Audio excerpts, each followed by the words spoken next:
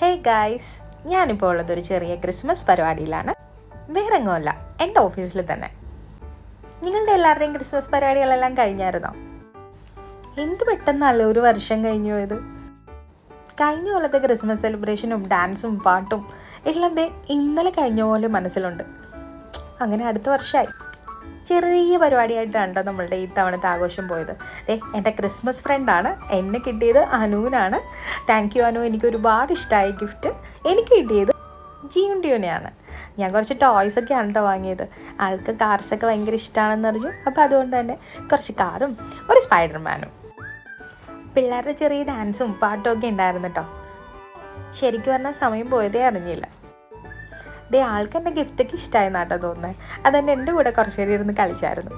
ശരിക്കും എന്ത് ക്യൂരിയോസിറ്റി ആണല്ലേ ഈ ക്രിസ്മസ് ഫ്രണ്ട് എടുക്കൽ. എന്ത് രസമാണ്. ആർക്കാ നമ്മളെ കിട്ടിയെന്ന് ഓർത്ത് ആ ഒരു കാത്തിരിപ്പ്, അത് അടിപൊളിയാണ്.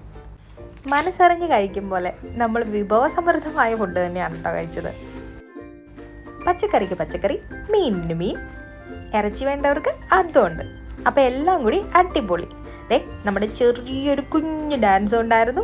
അങ്ങനെ ഒരു ദിവസം കഴിഞ്ഞു പോയത് അറിഞ്ഞില്ല. കുഞ്ഞു സെലിബ്രേഷൻ അല്ല, വലിയ സെലിബ്രേഷൻ. നമ്മളുടെ ചെറിയ കലാപരിപാടിയോടുകൂടി ഈ വർഷത്തെ ക്രിസ്മസ് പരിപാടി അവസാനിച്ചു. അപ്പോൾ എങ്ങനെ, എല്ലാവർക്കും സുഖമല്ലേ? ചാനൽ സബ്സ്ക്രൈബ് ചെയ്യാൻ മറക്കല്ലേ.